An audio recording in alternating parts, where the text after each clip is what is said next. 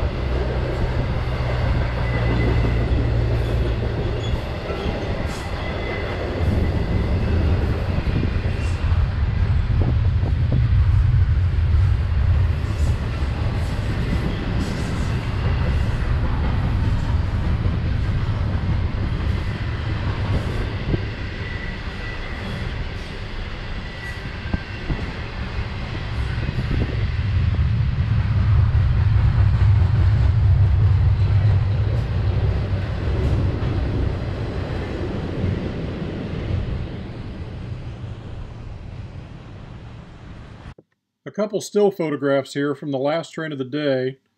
Third locomotive was CSX 4025, originally delivered in October 1974 to the L&N Railroad as 3556, then transferred to the SEABOARD system as 8184, and then finally went to the CSX line as 8184.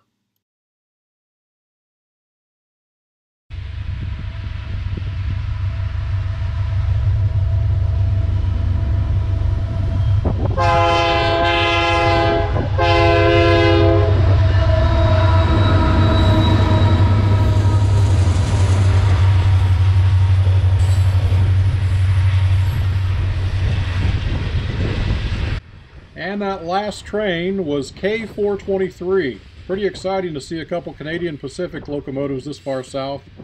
Had units 8080 and 8004 preceding that CSX 4025. Southbound ethanol from Bensonville, Illinois to Tampa, Florida.